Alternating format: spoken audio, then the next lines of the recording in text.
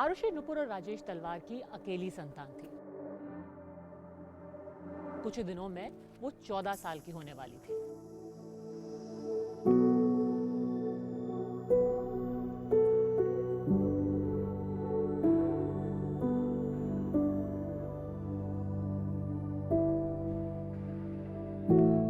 उसी सुबह कुरियर में उसका बर्थडे गिफ्ट आ चुका था।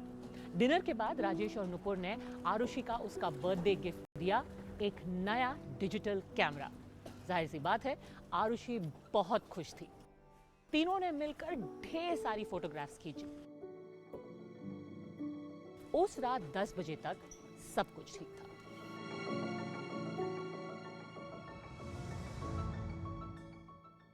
सोलह मई 2008 को सुबह आरुषि के कमरे का दरवाजा खुला हुआ मिला। वो खून में लथपथ बिस्तर पर पड़ी हुई थी। नुपुर और राजेश की आरुषि मर चुकी थी। नोएडा पुलिस को खबर की गई। राजेश ने उन्हें बताया कि उनका नौकर हेमराज आरुषि का खून करके फरार है।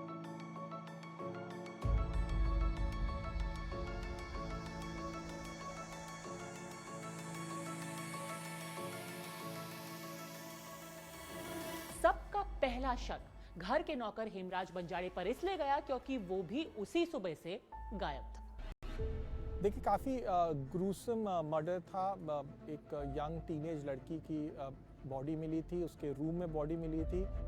इनिशियल कॉल जो आई थी वो नोएडा के एक हाई सोसाइटी में एक डॉक्टर की बेटी के बॉडी पाने का था। और इस केस को मैंने राइट फ्रॉम डे 1 नहीं, लेकिन डे 2 या डे 3 से मैंने इसको कंटिन्यूसली कवर किया। एक सर्कल ऑफिसर होते थे उस समय, उन्होंने बताया कि लड़की की बॉडी मिली है और हमारा जो मेन सस्पेक्ट है वो घर का नौकर है, क्योंकि घर में 4 लोग थे, माँ बाप, बेटी और नौकर मिसिंग था। लाजमी सी बात है कि अगर इस तरह से किसी छोटे फ्लैट में, शहरी इलाके में इस तरह का कोई क्राइम हो जाए और पेरेंट्स वहाँ हो, तो पेरेंट्स पे या घर के अंदर के लोगों पर शक जाएगा। पर पेरेंट्स पे तो शक जाने का सवाल ऐसा होगा कि आपको अपना डिसबिलीफ सस्पेंड करना पड़ेगा।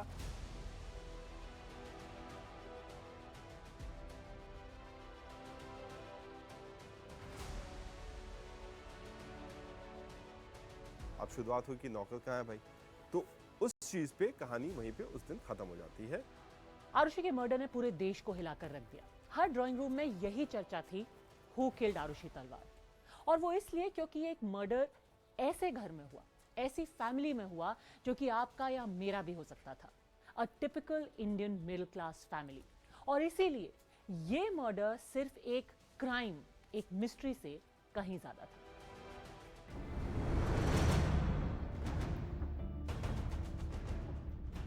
And in a shocking incident, a 14-year-old girl studying in DPS Noida was found murdered in her house in Noida today. The prime suspect is a domestic helper, Hemraj, hired 8 months ago.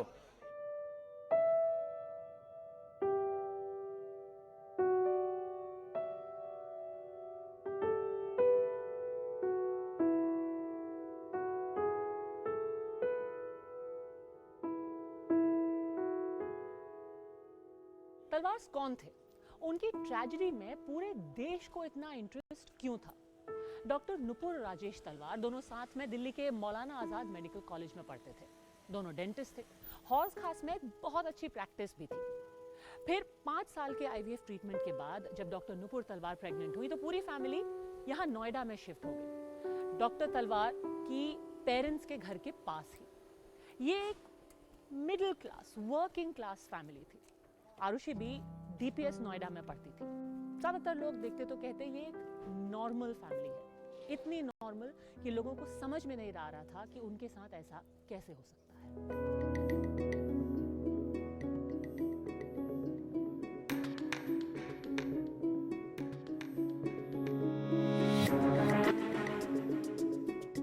Okay, audio test 1 2 3, mic check, audio 1 2 3। देखिए, पहली सूचना तो तब आई थी जब हम लोग घर पे थे एक्चुअली, क्योंकि सवेरे का टाइम था, आई थिंक 7:30 या 8 बजा होगा। और प्रथम जानकारी केवल इतनी थी कि एक लड़की है 14-15 साल की जिसकी हत्या हो गई है। लेकिन जिस जगह पे वो हत्या हुई थी उसकी वजह से ऑब्वियसली हम लोग का रिस्पांस थोड़ा डिफरेंट था। जलवायु विहार बड़ी वेल नोन कॉलोनी है नोएडा की, शायद one of the oldest sectors है नोएडा का, जिसमें पुराने रिटायर्ड फौजी रहते हैं। लगभग 1 घंटे के अंदर दूसरा फ़ोन कॉल आया, और जिसकी वजह से हमें ये लगा कि ये खबर बहुत अहम है, और मुझे याद है हम सब दफ्तर भागे। आने के बाद मेरे ख्याल से लगभग 1-1.5 घंटे के बाद ये लगभग तय था कि ये आज की सबसे बड़ी स्टोरी है, और इससे बड़ी कोई खबर शायद नहीं होगी दिन में, और वैसा ही हुआ। बल्कि उस दिन की क्या, अगले आने वाले कई दिनों और कई हफ्तों के लिए सबसे बड़ी खबर वही हुई। पहले 24 घंटे तो लगा कि हेमराज देश का सबसे बड़ा अपराधी है, उसने एक मासूम लड़की को मारा और वहां से रफू चक्कर हो गया। लेकिन हर किसी के पांव की जमीन तब हिल गई जब अगले दिन छत पे हेमराज की लाश मिली।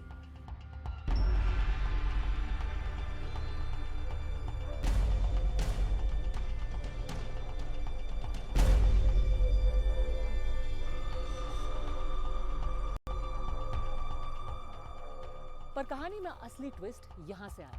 17 मई 2008 को हेमराज की बॉडी तलवार्स के फ्लैट की छत पर मिली, और उसके बाद से ये मर्डर की गुत्थी ऐसी उलझी कि अभी तक सुलझ नहीं पाई। वहां से शुरू होता है एक मीडिया का ऐसा चेहरा जिसपे लोगों ने कई सवाल उठाए। Dr. Talwar's call details point to an alleged relationship between him and another doctor. But it's true that somebody can kill his own daughter, all for a little bit of a blackmail for the alleged affair that he was having. Investigations have also revealed that Arushi didn't approve of father's alleged relationship. It is such a difficult time for us. You guys are standing there and shouting at us. Delhi या बम्बई, जहाँ की police forces थोड़ी सी ज़्यादा experienced हैं in terms of कैसे crime scene को manage करना चाहिए, या थोड़े ज़्यादा प्रोफेशनल हैं, वहाँ पर किसी भी क्राइम स्पॉट के इतने क्लोज विजुअल्स यूजुअली नहीं आते। तो हम लोग पहले तो बड़े आश्चर्यचकित थे कि ये सब कुछ शूट हो रहा है यहाँ पर, और लोग अंदर आ रहे हैं, जा रहे हैं, ये चल क्या रहा है। और काफ़ी भीड़ दिख रही थी उन विजुअल्स में, बहुत सारे लोग आ जा रहे थे, परिवार के लोग, रिश्तेदार के लोग। तो हम लोग को थोड़ा आश्चर्य हो रहा था कि ये चल क्या रहा है, ये कैसा इन्होंने क्राइम सीन बना रखा है कि कोई भी आ सकता है अंदर, कोई भी जा सकता है। यूजुअली मीडिया वहीं तक जाती है जहाँ तक पुलिस उनको अलाउ करती है। हुआ यूं कि जब पुलिस पहुंची तो साथ में मीडिया भी पहुंची। ऊपर पहुंचे सबके सब छत पे, लोगों ने देखा सीढ़ियों पे वो ब्लड स्टेन्स थे। कौन पहले पहुंचा कौन बाद में पहुंचा, ये अब तक बहुत बड़ी मिस्ट्री है, क्योंकि सीबीआई ने भी ये कहा था कि most of the crime scene was somehow tampered. देखिए काफ़ी शॉर्डी इन्वेस्टिगेशन था, काफ़ी अनप्रोफेशनल इन्वेस्टिगेशन यूपी पुलिस का था। इस पूरे केस को इतना बड़ा बनता ही नहीं अगर उस समय जो स्पॉट पे सब इंस्पेक्टर्स और इंस्पेक्टर गए थे, अगर उन्होंने सिर्फ और सिर्फ क्राइम सीन को ढंग से प्रिजर्व किया होता। वहाँ पे ज़मीन पे खून बिखरा पड़ा था। जो एक जूते का जो निशान है वो कितने जूतों के निशान में तब्दील हो गया, ये आज तक कोई नहीं समझ पाया, क्योंकि मीडिया वाले भी पहुंचे, पुलिस वाले भी थे, वहाँ पे बाकी लोग भी पहुंचे, जो लोकल फॉरेंसिक्स वाले भी पहुंचे। कुछ लोगों के हाथों में खून लग गया रिपोर्टर्स के। हर किसी ने ड्रामेटाइज करने के लिए उस पंजे के निशान पे इतने बड़ा हाथ रखे कि उस पंजे के निशान का जो फिंगरप्रिंट जो उठ सकते थे वो नहीं हुआ। खूनी ने उस कूलर का जो ढक्कन था उसमें पानी में हाथ धोया था, जहाँ तक मुझे याद है, उसमें लोगों ने हाथ टच किए। तो कहीं ना हर तरीके से जाके वो क्राइम सीन आज की डेट का सबसे ज्यादा टैम्पर्ड क्राइम सीन हो चुका है, बिकॉज ऑफ बहुत सारे लोग वहां पे पहुंच गए। 16 तारीख को भी डॉक्टर राजेश पहले 9:30 बजे के करीब बाहर गए थे। जब 15 तारीख को जब वो बाहर गए थे, जब वो वापस आए तकरीबन 11 साढ़े 11 बजे रात्रि में, उस समय उन्होंने कुछ ऑब्जेक्शनेबल हालत में, ऑब्जेक्शनेबल हालत का मतलब ये नहीं कि वो कंप्रोमाइजिंग पोजीशन में ही थे, लेकिन उन्होंने ऐसी हालत में देखा उनको जिसमें उनको अच्छा नहीं लगा। किसको? डॉक्टर राजेश को, नाम तो मैं ले रहा हूँ। डॉक्टर राजेश हेमराज को समझाने के बहाने ऊपर ले गया छत पर। किसको आरुषि और हेमराज। बोलो सर, बोलो। उसके बाद हेमराज का कत्ल छत पर किया गया। बाद में आके कत्ल के बाद उन्होंने विस्की भी पी।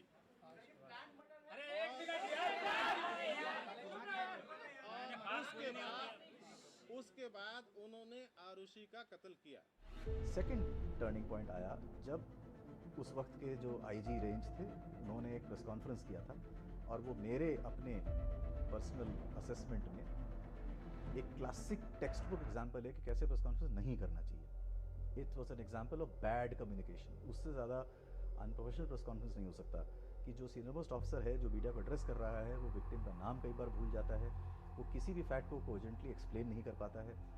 उसके चेयर के आसपास कम से कम 50 लोग उसके सर के ऊपर खड़े हैं, उसके कान में चिल्ला रहे हैं।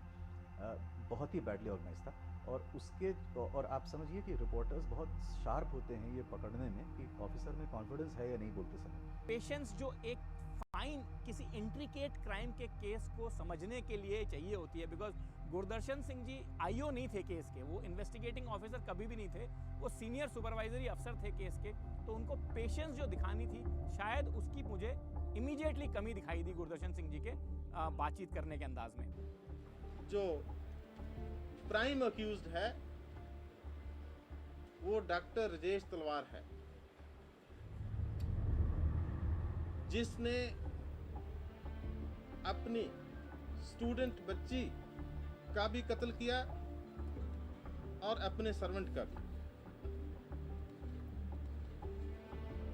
उस प्राइम अक्यूज को नोएडा पुलिस की तफ्तीश के आधार पर नोएडा पुलिस द्वारा गिरफ्तार कर लिया।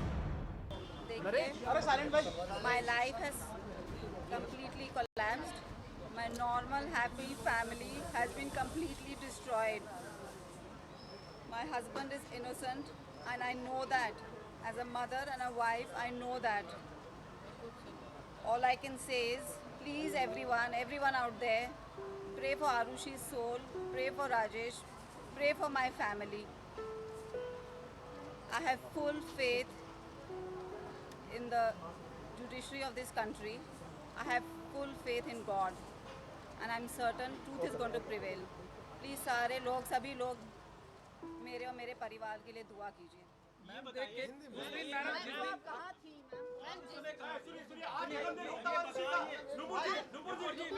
आपको शायद याद होगा उस साल आरुषि के 14th बर्थडे पर नुपुर तलवार ने एक प्राइवेट न्यूज चैनल को इंटरव्यू दे करके पुलिस की सारी थ्योरीज को झुठलाया, पर बहुत लोगों को लगता है कि इमेज वाइज शायद वो इंटरव्यू बैकफायर कर गया, क्योंकि अगले दिन बहुत से लोग सवाल पूछने लगे कि पूरे इंटरव्यू में नुपुर तलवार की आंखों से एक भी आंसू क्यों नहीं गिरा।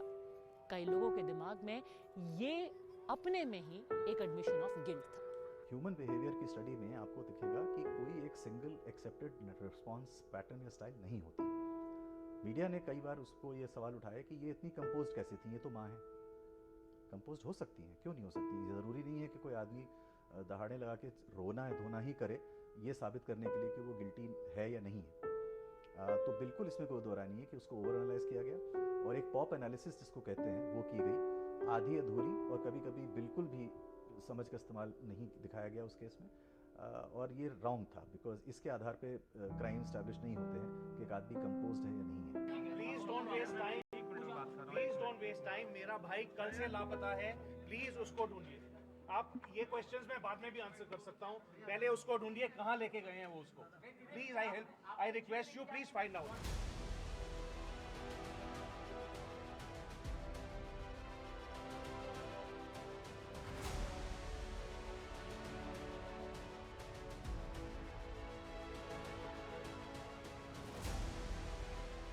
आरुषि तलवार और उनके घर के लोग, हेमराज जी का जो मर्डर हुआ है उसमें आज सीबीआई इंक्वायरी इमीडिएटली ऑर्डर की जाए।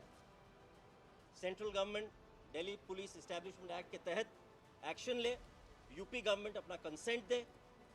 नोएडा पुलिस ने जिस तरह से पहले दिन से ये इन्वेस्टिगेशन किया है, ये किसी को भी, और मीडिया वालों ने ये सबसे ज़्यादा पॉइंट आउट किया है, विजुअल मीडिया और प्रिंट मीडिया ने, कि ये किसी को भी इस मामले में कॉन्फिडेंस नहीं आ रहा है कि ये एक साफ सुथरी इंक्वायरी हुई है। Doctor Nupur Talwar has categorically come out and stated that her husband is innocent. She has no doubt about it. You tell me, otherwise would anybody go for a CBI inquiry? A CBI inquiry, you know, is a fine-combed inquiry. The reason they were not demanding it till today is because they were giving ample scope to Noida police to finish their job. Noida police, unfortunately, is not interested. I believe, I will tell you this, I will make bold to say this, Noida police, I believe, to cover up its act of omission and commission, I think, to save further egg on its face, to validate a theory which is patently erroneous, will go on making further, will go on compounding their first error and go on trying to fabricate evidence. उसके तुरंत बाद ये case CBI को handover हो गया। CBI की तरफ से जो उस केस के मेन जांच अधिकारी बने, main senior supervisory officer Shri Arun Kumar, उनसे अपॉइंटमेंट का समय मांगा और मेरी डिटेल में अरुण कुमार जी से बात हुई और मैंने कुछ उनसे सवाल किए यूपी पुलिस की जांच को लेकर के। जहाँ तक हम सब लोग जानते हैं कि इस केस को शुरू में यूपी पुलिस द्वारा हैंडल किया गया था और यूपी पुलिस के हैंडलिंग में बहुत सारे सबूत जो मौके से मिल सकते थे वो नहीं लिए गए या प्रोफेशनल तरीके से नहीं लिए गए, क्योंकि बाद में फिर उसका कोई वैल्यू नहीं रहा। तो वो एक फॉरेंसिक जो है वो दिक्कत हुई और उसके बाद फिर हम लोगों ने जो है उसको सर्कमस्टेंशियल एविडेंस के आधार पे जो है वो सॉल्व करने की कोशिश की।